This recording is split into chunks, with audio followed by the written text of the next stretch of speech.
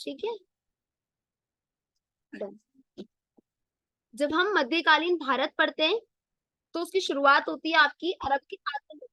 ठीक है बच्चे, अरब का आक्रमण आपका मध्यकालीन मिडीवल हिस्ट्री की शुरुआत होती है। और जब मिडीवल हिस्ट्री की शुरुआत हो रही है, पहला आक्रमण आपका किसका है? अरब का आक्रमण है।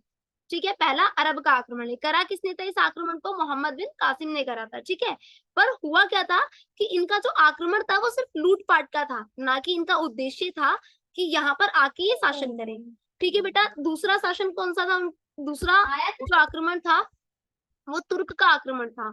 ठीक है, तर्किश लोग यहाँ पर आए एंड देन उन्होंने, तर्किश में कौन आया सबसे पहले? महमूद गजनवी आया। इसे मुसलमानों का सुल्तान भी कहा जाता है। क्यों? क्योंकि इन्होंने आके भारत में लूटपाट भी बचाई और अधीन करे अपने राज्य, क्योंकि इनका कई राजाओं के साथ युद्ध भी हुआ था। ठीक है, देन इसके बाद कौन आता है? तुर्क में महमूद गजनवी के बाद नंबर 1 महमूद गजनवी थे। ठीक है, नंबर 2 कौन थे? मोहम्मद गौरी थे।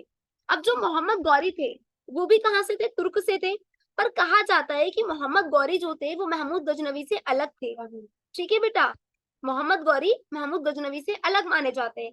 पर ऐसा भी माना गया है, कुछ कुछ पुराणों के अनुसार ये भी माना गया है कि जो मोहम्मद गौरी थे वो शायद गजनवी से ही रिलेट करते थे, क्योंकि गजनवी कोई वंश नहीं है, गजनवी एक राजधानी है। ठीक है, मोहम्मद गौरी का जो वंश था वो सनसनी वंश का था। और कुछ लोग मानते हैं कि गौर वंश का था। इतना हम पढ़ चुके हैं ऑलरेडी, उन्होंने कितने युद्ध करे और कितनी बार यहाँ पर आक्रमण करे। ठीक है, और लास्ट टाइम उनका जो तराइन की लड़ाई भी हमने पढ़ी थी। तराइन तराइन की लड़ाई किसके साथ हुई थी? उनकी पृथ्वीराज चौहान के साथ हुई थी, क्योंकि जिस वक्त उन्होंने तराइन पर यहाँ पर हमला किया था उस वक्त राजा कौन था? पृथ्वीराज चौहान था। और सेकंड तराइन का युद्ध जो हुआ था वो कैसे हुआ था? वो भी पृथ्वीराज चौहान के साथ में हुआ था। डिफरेंस क्या है दोनों के अंदर? पहले युद्ध के अंदर, तराइन का जो पहला युद्ध था वहां पे मोहम्मद गौरी हार गया था, उसकी पराजय हुई थी। एंड जो सेकंड वॉर था उसके अंदर मोहम्मद गौरी जीत गया था और ऑन द स्पॉट जो पृथ्वीराज चौहान थे उनकी डेथ हो गई थी। देन इतना हमें बहुत अच्छे से पता है। जो तीसरा इसका युद्ध हुआ था जयचंद्र के साथ हुआ था। ठीक है, कन्नौज के अंदर, क्योंकि कन्नौज को भी अपने अधीन लेना चाह रहा था। So there a lot of confusion कि कितने युद्ध हुए थे, बट इट इज इम्पोर्टेंट कि आपकी जो तराइन है, Tarain first second and Kannauj का युद्ध वॉर जो था, बस आपको ये याद करना है। ठीक है, डन। तो इतना हम ऑलरेडी कवर कर चुके हैं, 2 आक्रमण। अब हुआ क्या? मोहम्मद गौरी की 1206 में मृत्यु हो गई। जब 1206 में उसकी मृत्यु हुई थी तो उसका जो गुलाम था वो कौन था उस टाइम पर? कुतुबुद्दीन ऐबक था। अब इस कुतुबुद्दीन ऐबक को वो ऑलरेडी पहले यहाँ पे दिल्ली में छोड़कर जा चुके थे। और जैसे 1206 में मोहम्मद गौरी की डेथ हुई तो कुतुबुद्दीन ऐबक ने क्या करा? अपनी सल्तनत कायम की। यहाँ से शुरू हुआ था सल्तनत पीरियड। ठीक है, तो पहले जो थे वो कौन थे? वंश कौन सा था? गुलाम वंश। नाम गुलाम वंश क्यों पड़ा? क्योंकि जो कुतुबुद्दीन ऐबक था वो गौरी का गुलाम था। ठीक है, गुलाम इट मीन सर्वेंट था, तो इसीलिए इसका जो वंश है कुतुबुद्दीन, कुतुबुद्दीन के बाद उसका बेटा, ये क्या कहलाएगा? गुलाम वंश कहलाया। ठीक है, डन। इसमें कोई कंफ्यूजन नहीं होना चाहिए, आई होप। इसकी स्थापना किसने की गुलाम वंश की? 1206 में, जब दिल्ली को अपने अधीन किया, इस पे शासन कायम किया और लाहौर को राजधानी बनाई। किसने? कुतुबुद्दीन ऐबक ने। तो गुलाम वंश की स्थापना हुई 1206 से लेकर 1290 तक इस वंश ने शासन किया। विस्तार से देखेंगे कि कौन कौन से राजा आए, कौन कौन से सुल्तान आए। ठीक है, स्थापना कब किसने की? कुतुबुद्दीन ऐबक ने की। ठीक है, स्थापना किसने की? कुतुबुद्दीन ऐबक ने की। ठीक है, मोहम्मद गौरी का गुलाम था जो कुतुबुद्दीन ऐबक ने सुल्तान की उपाधि धारण ना करके मालिक तथा सिपाह सलार की उपाधि धारण की। इसने क्या बोला कि मैं सुल्तान नहीं हूँ, मैं कौन हूँ? मैं मालिक हूँ या सिपा सलार हूँ। वो क्यों बोला? क्योंकि गुलाम वंश का था। दूसरी बात कि मोहम्मद गौरी का गुलाम था और जो दिल्ली दी थी वो गिफ्टेड थी। मैंने बताया था ना, दुनिया कुछ भी देती है गिफ्ट, और मोहम्मद गौरी ने इसे दिल्ली गिफ्ट कर दी। है ना, बड़ा रोचक है ये। कुतुबुद्दीन जो था वो बहुत दयालु था और हातिम इसको कहा जाता था। हातिम क्यों कहा जाता था? क्योंकि ये देनदारी बहुत ज्यादा इसको प्रभावित करती थी। लोगों को देना, दान दक्षिणा करना इसके लिए बहुत अच्छा था। इसे, वेट बच्चे,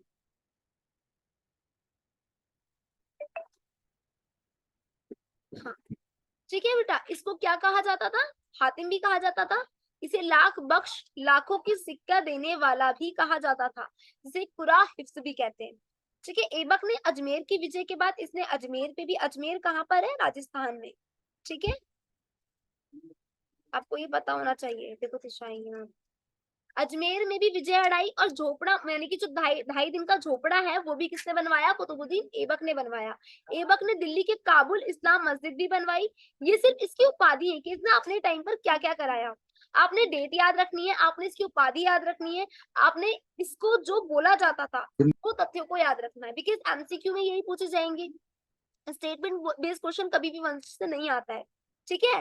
राजधानी जो थी उसने लाहौर बनाई और कुतुब मीनार की नींव भी रखी, पर ध्यान रखे कुतुब मीनार को कुतुबुद्दीन ऐबक ने नहीं बनवाया, सिर्फ उसने नींव रखी थी। कुतुब मीनार को बनवाने वाला शासक कौन था, इल्तुतमिश था, ठीक है। ऐबक ने सिर्फ मंजिल बनवाई थी, 2 मंजिल बनवाई थी कुतुब मीनार की, बट ऐबक ने क्या इल्तुतमिश ने क्या करा, पूरी मीनार बनवाई थी। मोहम्मद बिन तुगलक के समय इस मीनार पर बिजली गिरी और इसके बाद फिरोज शाह तुगलक ने इसे पुनः निर्माण करवाया। तो कुतुबुद्दीन ऐबक द्वारा जो 2 मंजिल की इमारत बनवाई गई थी कुतुब मीनार, उसको पूरा किसने करवाया, इल्तुतमिश ने। फिर तुगलक काल के अंदर इस पे बिजली गिर गई थी, तो फिरोज शाह तुगलक ने इस पे क्या करवाया, पुनः निर्माण करवाया, ठीक है बच्चे। अब ऐबक की मृत्यु हो जाती है 1210 में। कब, 1210 में ऐबक की मृत्यु हो जाती है, और चौबान खेलते समय ये घोड़े से गिर जाते हैं, जिसकी वजह से इन्हें मृत्यु के बाद लाहौर में ही दफना दिया जाता है, ठीक है। लाहौर में दफनाने के बाद ऐबक के बाद जो थे शासक कौन बने, आराम शाह बने। पर कुछ कारण ऐसे थे, कुछ कमियां थी आराम शाह के अंदर, जिसकी वजह से ये योग्य नहीं थे किसी भी शासक के या एज अ लीडर ये वर्क करने के लिए, तो इसीलिए इनको हटाकर इल्तुतमिश को शासक बना दिया गया, ठीक है। अब आता है 1210 में ऐबक की मृत्यु हुई, तो 1211 में क्या आएगा, इल्तुतमिश का शासन आएगा। अच्छा, ये भी याद रखें, you have to write the important points, everything की जो भी आपको इंपॉर्टेंस, लाइक इसमें मैंने अंडरलाइन कर रखा है, so you have to write another page also, got it. तो इल्तुतमिश ऐबक का गुलाम था, या फिर बोल सकते हैं आप दामाद भी था, ठीक है। ऐबक की मृत्यु के बाद बदायूं यानी कि यूपी का शासक बना सबसे पहले, और इल्तुतमिश ने अपनी राजधानी दिल्ली से, सॉरी लाहौर से दिल्ली कर दी। क्वेश्चन बनता है आपका एक, दिल्ली से लाहौर राजधानी कौन लेके गया, कुतुबुद्दीन ऐबक, ठीक है। और लाहौर से वापस दिल्ली कौन लेकर आया राजधानी, कौन लेकर आया, इल्तुतमिश। इल्तुतमिश कौन था, कुतुबुद्दीन ऐबक का दामाद था, ठीक है। अच्छा, ये क्या होता है राजधानी, मतलब कैसे ले आते हैं, आपके दिमाग में ही क्वेश्चन भी आता होगा, ठीक है, कि राजधानी ले गए, ले आए, क्या कोई मीनार होती है जिसे हम ले गए, ऐसा बिल्कुल भी नहीं होता है। राजधानी होती है कि जहां पे सेंट्रल पावर होती है आपकी, पूरे देश की सेंट्रल पावर।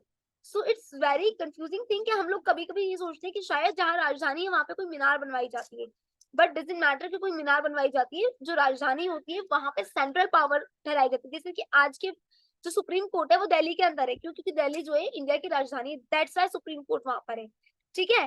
पहले सबसे पहला सुप्रीम कोर्ट जो बना था वो बना था 1773 के अंदर, ठीक है। 1773 में जब सुप्रीम कोर्ट बना था, रेगुलेटिंग एक्ट के तहत बना था, और वो जो रेगुलेटिंग एक्ट था उसकी वजह से सुप्रीम कोर्ट बना, कहाँ बना था, कलकत्ता में। तो याद रहे कि पहली राजधानी हमारी कौन सी थी, कलकत्ता। मिडीवियल पीरियड की नहीं बोल रही, मॉडर्न पीरियड की बात कर रही हूँ, ठीक है। तो मिडीवियल में क्या थी, दिल्ली, और दिल्ली से वापस लाहौर, और लाहौर से वापस फिर दिल्ली, ठीक है, याद रहे। इसने सुल्तान की उपाधि धारण करी, अपने ससुर जी से बिल्कुल उल्टा था ये तो कुछ और नहीं था, ठीक है, उल्टा था। इसके गुम्बद और मकबरा का निर्माण जनक कहा जाता है, क्योंकि इसने यहाँ पर भारत के अंदर इस शासन के अंदर सल्तनत पीरियड के अंदर गुम्बद बनवाना शुरू करी, मकबरे बनवाने शुरू करे, जिससे कि हमारे यहाँ पर एक कला निर्माण हुआ, जिसकी वजह से ये पहल का शासक था, और बगदाद के खलीफा की उपाधि भी इसी ने ली थी। बगदाद के खलीफा के रूप में इसको देखा जाता था। इल्तुतमिश की एक नियम था कि कभी भी वेतन के बदले मतलब किसी चीज को काम के बदले वेतन नहीं देता था, हमेशा भूमि देता था। और इस प्रणाली को के किसी भी वेतन की जगह पर भूमि देना, ठीक है, कोई भी काम हुआ है उसकी वेतन की जगह पर, उसे सैलरी पे करने की जगह पर वो क्या करता था, लैंड देता था, भूमि देता था। दैट्स व्हाई हम इसे क्या बोलते थे, इक्ता सिस्टम बोलते थे, इक्ता प्रणाली कहते थे। तो क्वेश्चन बनेगा यही से, इक्ता प्रणाली का स्वरूप पहचानिए, तो किसके वेतन के बदले भूमि, ठीक है, you have to learn it, के वेतन के बदले भूमि, इट्स कॉल्ड अ इक्ता सिस्टम, ठीक है। इल्तुतमिश जो था बेटा, वो 40 तुर्क सरदारों का एक सलाहकार परिषद बनाया उसने, उसने 40 तुर्क सरदारों को जोड़ा और एक सलाहकार परिषद बनाया। ठीक है, उसे क्या बोला गया? उसे बोला गया तुर्कार ए चिलगहनी। क्या बोला गया? यानी कि 40 लोगों का दल। दल मतलब कि एक ऐसा समूह जो मिलकर निर्णय लेगा कि क्या करना चाहिए, कैसे करना चाहिए, युद्ध कब होगा, किस पे हमें खिलाफत कायम करनी है। ठीक है, तो तुर्कार ए चिलगानी किसे बोलते हैं? 40 लोगों का दल। दल या फिर समूह, जो किसने बनवाया? इल्तुतमिश के द्वारा बनवाया गया। देन इल्तुतमिश की मृत्यु हो जाती है 1236 में। ठीक है, और इल्तुतमिश के बाद रजिया सुल्तान प्रथम महिला शासिका बनी। यानी कि जो महिला शासिका थी वो रजिया सुल्तान थी, दिल्ली से ही बनी थी ये भी। इल्तुतमिश की वाइफ थी, क्योंकि इनका जो बेटा था रुकुद्दीन फिरोज, वो इल्तुतमिश का बेटा था। ठीक है, और वो इतने ज्यादा सभ्य नहीं थे, या बोल सकते हो आप वो बहुत छोटे थे उस टाइम पर, इसलिए रजिया जो थी उन्होंने उनकी कुर्सी संभाली। और रजिया ने पर्दा प्रथा को त्याग किया। पर्दा मतलब लाइक बुर्खा। इन जो पर्दे में रहना था औरतों को, लाइक कि वो घर में ही रहेंगी, वो राजनीति नहीं करेंगी या वो युद्ध में नहीं जाएंगी। ठीक है, ये थिंक थी वहां की, इन लोगों की थिंक थी कि ऐसा होना चाहिए वुमेन्स के साथ में। बट उन्होंने क्या करा? पर्दा प्रथा का त्याग किया और पुरुषों की तरह चोगा यानी कि कक्षा एवं खुले जो कावा होता है ना, पहनने वाला कावा, और टोपी वो पहनना शुरू की और पहनकर राज दरबार में खुले मुंह आना चालू किया।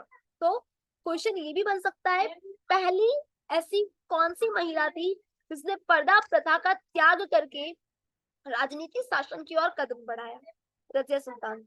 ठीक है, याद रहे।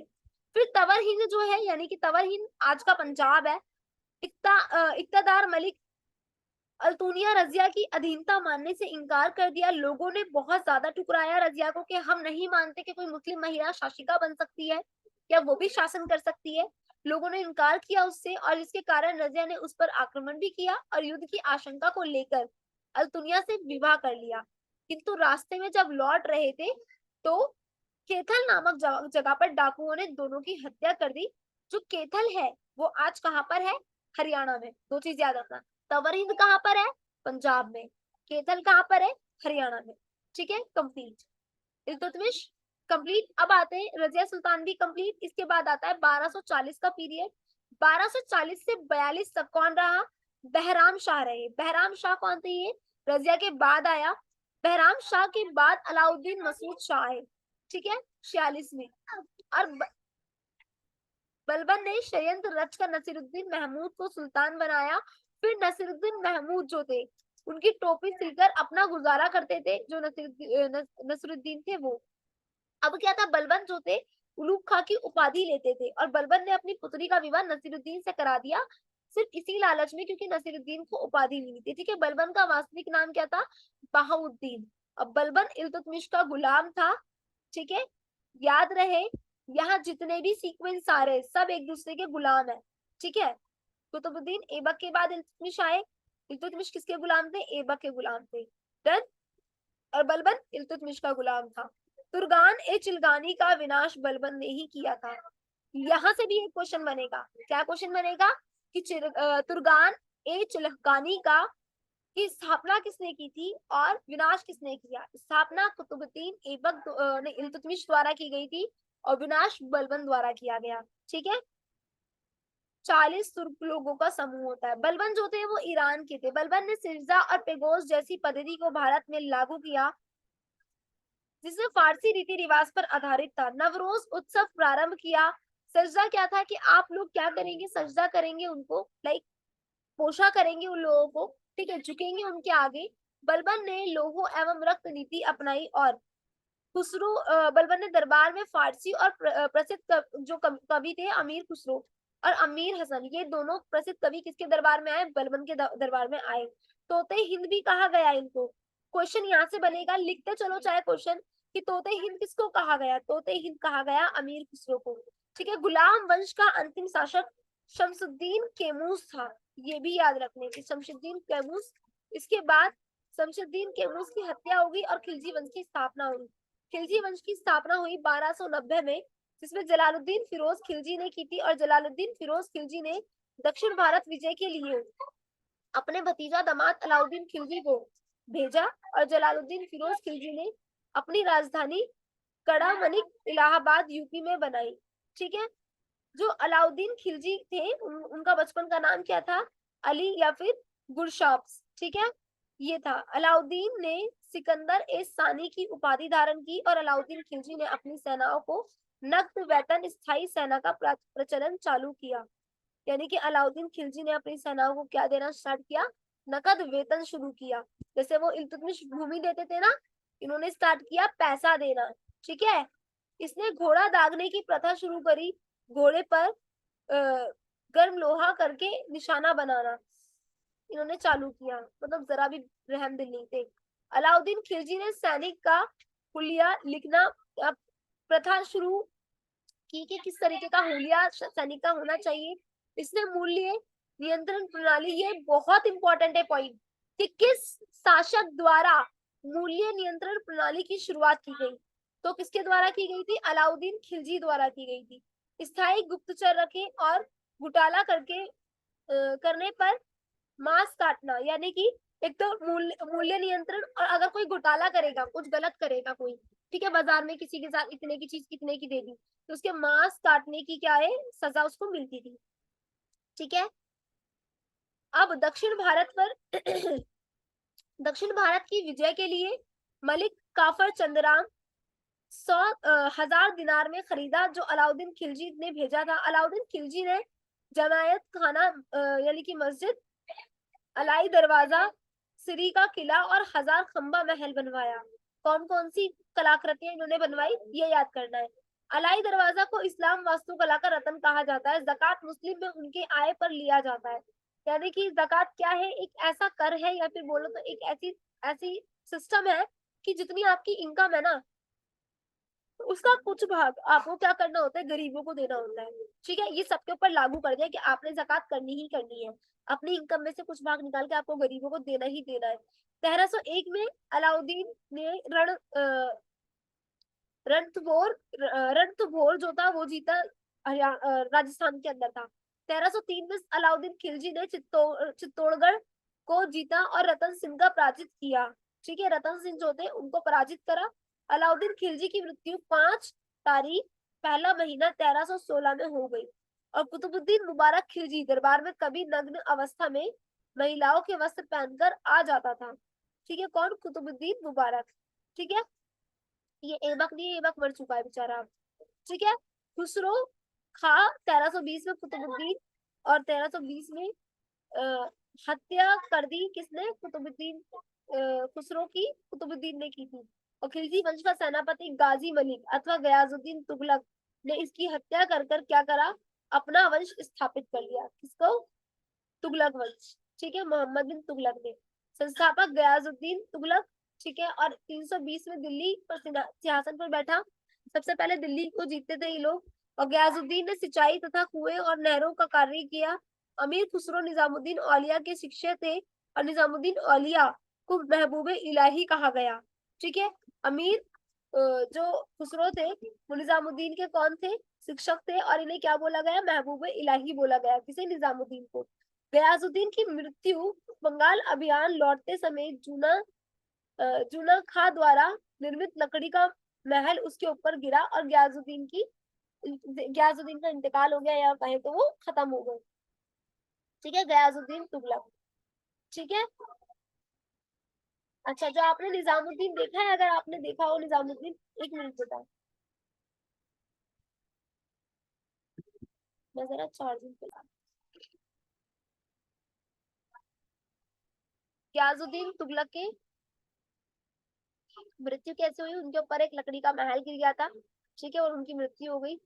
मोहम्मद बिन की सनक यानी कि पागलपन ने इसे स्वप्नशील, पागल, रक्त पिपासु यानी कि रक्त पीने वाला कहा गया, मोहम्मद बिन को, ठीक है। मोहम्मद बिन तुगलक जो थे 23 भाषाओं के ज्ञाता थे, अच्छे ज्योतिष की भी थे, खगोली भी थे, गणित की भी थे, यानी कि गणित भी अच्छे जानते थे, इन सबके अच्छे ज्ञाता थे। इसने अपनी राजधानी दिल्ली देवगिरी में स्थान तुरित, और जिसका नाम था दौलताबाद, कर्नाटक कहा गया, ठीक है।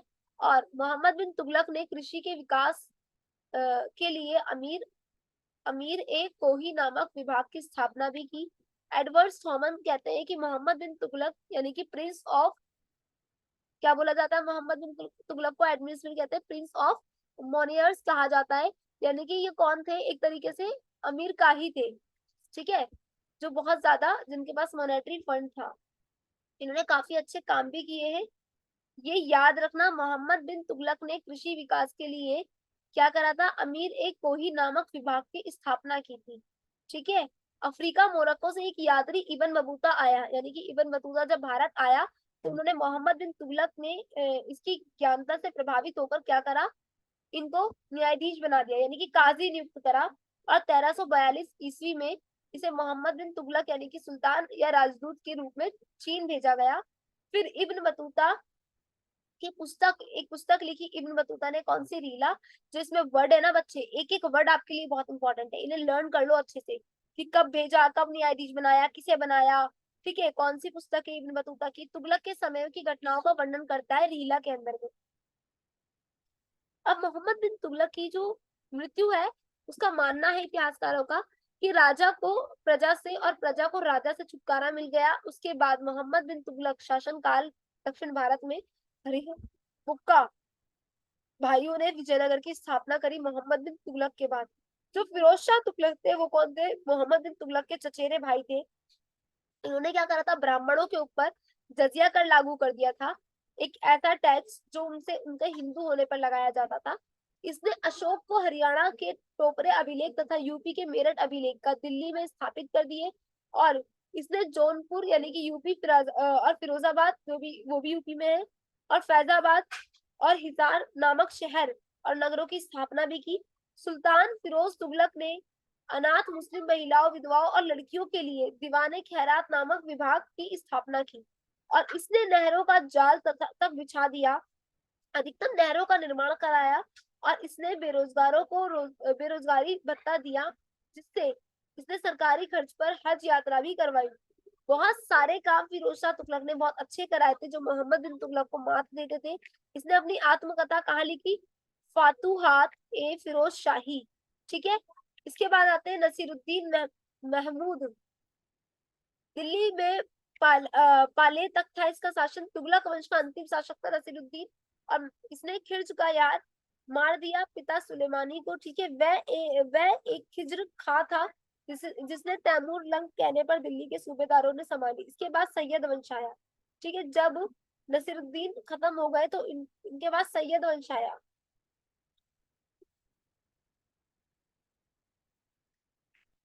ठीक है, सैयद वंश। इसकी स्थापना कब हुई थी, 1414 में हुई थी। खिज्र खान है जिसने इसको मारा था, फिरोज शाह तुगलक को, उसी के द्वारा हुई थी, ठीक है, इसी के द्वारा हुई थी, खिज्र शाह के, है ना। इसने सुल्तान की उपाधि नहीं, इसने रैयत ए आला की उपाधि धारण की। और खिज्र खां जो था वो तैमूर लंक का सेनापति था। इस वंश का शासक मुबारक शाह ने सुल्तान की उपाधि धारण की थी। मुबारक शाह ने यमुना नदी के किनारे मुबारकाबाद नगर की स्थापना की। सैयद वंश की जानकारी तारीख ए मुबारक शाही नामक पुस्तक में मिलती है। इस वंश का अंतिम शासक अलाउद्दीन आलम शाह था, और इसकी हत्या बहलोदी यानी कि लोदी ने की थी। अब देखो ध्यान से सुनो, जो सैयद वंश था, खिज्र खा था, उसने किसकी कर दी, फिरोज शाह तुगलक की, नसीरुद्दीन की कर दी मृत्यु, मतलब हत्या कर दी, ठीक है। उसकी वजह से उसकी हुई मृत्यु हो गई उसकी वजह से। और जिसका अलाउद्दीन आलम शाह था, ठीक है, इसका जो अलाउद्दीन आलम शाह शासक था, इसकी किसने करी, बहलोदी लोदी ने करी। और बहलोदी लोदी ने जब इसकी हत्या कर दी तो भाई वो खुद बैठेगा तख्ती पर, तो वो खुद बैठा और लोदी शासन की यानी कि लोदी वंश की स्थापना करी बहलोदी ने, ठीक है। शुद्ध अफगान वंश था ये, जिसने जौनपुर पर आक्रमण करके जीत लिया, और बहलोदी लोदी ने बहलाले सिक्के चलवाए। सिकंदर इस वंश का सबसे प्रतापी शासक था। इसने आगरा शहर की स्थापना की और आगरा को अपनी नई राजधानी घोषित की। 1504 में सिकंदर ने ज्वालामुखी देवी की मूर्ति तुड़वाकर कसाई को मांस तोड़ने के लिए उसको वोट के रूप में प्रयोग किया। और सिकंदर लोदी ने ताजिया निकालने तथा महिलाओं की मजार पर जाने पर प्रतिबंध लगा दिया। और इस वंश का अंतिम शासक था इब्राहिम लोदी, जो 1518 में खतौली के युद्ध में राणा सांगा ने इब्राहिम लोदी को पराजित किया, ठीक है। इब्राहिम लोदी को किसने, राणा सांगा ने पराजित किया। पता है इसके पीछे ना एक मिथ है, एक हिस्ट्री है। जो राणा सांगा है ना, कितना तेज था, इसने ना मुगल बुलाए थे, इसने खुद अफगानिस्तान से मुगल बुलाए थे। क्यों? हम कहते हैं ना मुगल आ गए, मुगल आ गए यहाँ पर, मुगलों ने ये कर दिया, पर एक्चुअली मुगल को इनविटेशन दिया गया था। किसने दिया था? राणा सांगा ने दिया था। किसके लिए दिया था? इब्राहिम लोदी को पराजित करने के लिए, ताकि वो उनके साथ में मिल जाए और इसको पराजित कर दे, इसको गिरा दे इसकी सत्ता से। ठीक है। 21 अप्रैल 1526, 1526 में बाबर ने पानीपत के प्रथम युद्ध में इब्राहिम लोदी को पराजित कर युद्ध के मैदान में ही मार दिया। तो बेटा कितना बड़ा मिथ है कि बाबर आया कहाँ से, बुलाया किसने इस बाबर को जो इतना क्रूर है, जिसके लिए हम लोग इतना सोचते हैं? तो बाबर जो था, राणा सांगा ने बुलाया था, क्योंकि इब्राहिम लोदी की दुश्मनी बाबर के साथ नहीं थी, इब्राहिम लोदी की दुश्मनी राणा सांगा के साथ में थी। ठीक है। तो राणा सांगा ने बाबर और इब्राहिम लोदी को लड़वाया, और बाबर ने फिर हमारे यहाँ पर आके साम्राज्य ही संभाल लिया। इंपॉर्टेंट नोट्स आपने अच्छे से याद करना है। गियासुद्दीन तुगलक ने क्या करा था? तुगलकाबाद की स्थापना करी थी। किसने? गियासुद्दीन तुगलक ने। बलबन का ऐसा सुल्तान, ठीक है, था, बलबन जो था ऐसा सुल्तान था जिसने मकबरा इस्लामिक पद्धति को बनाया। सल्तनत काल में फारसी भाषा का प्रयोग था। सल्तनत काल में सबसे बड़े कवि अमीर खुसरो थे। ठीक है। और इन्होंने बलबन को लेकर मोहम्मद बिन तुगलक तक का कुल 7 राजाओं का शासन देखा। और अलाउद्दीन खिलजी ने अमीर खुसरो को अपने पास दरबार में संरक्षण भी किया। अमीर खुसरो की प्रथम प्रमुख रचना जो थी तारीख दिल्ली थी। अमीर खुसरो को तोते हिंद कहा जाता है, तोते ए हिंद। ठीक है, याद रखना, अमीर खुसरो की उपाधि यही है। सल्तनत काल में मात्र शासक फिरोज शाह तुगलक था जिसने अपनी आत्मकथा फतुहात फिरोज शाही स्वयं लिखी थी। फिरोज शाह ने ही अपनी आत्मकथा खुद लिखी थी। बस, सल्तनत पीरियड कंप्लीट हो चुका है। इसके बाद हम नेक्स्ट पढ़ेंगे विजयनगर साम्राज्य, जो हम ऑलरेडी पढ़ चुके हैं पहले भी। ठीक है, पहले ही मैंने आपको पढ़ाया था। देखो आप ना ऐसे याद कर सकते हो इसको ट्रिक के हिसाब से, या फिर दिशा वाले ट्रिक भी अपना सकते हो। ठीक है, मैंने जो ट्रिक लिख रखी है उसके हिसाब से भी आप याद कर सकते हो। ठीक है। ठीक है, इसको एक बार देख लेना ट्रिक को, और इसकी तरीके से भी आप याद कर सकते हो। बस, सल्तनत पीरियड इतना ही था, 1206 से लेकर चलने वाला पीरियड। और कब तक चला? कम से कम कब तक चला बच्चे? ये रहा आपका लोधी वंश तक। ठीक है ना? बस लोधी वंश तक चला था आपका। डन। 1206 से लेके 1526 तक। ठीक है बाबू, इसे याद कर लेना डेट टू डेट, इसकी जो बिल्कुल ही लिखी हुई है इसी तरीके से लिख लेना नोट्स, और कर लेना। ठीक है बेटा? वेट, मैं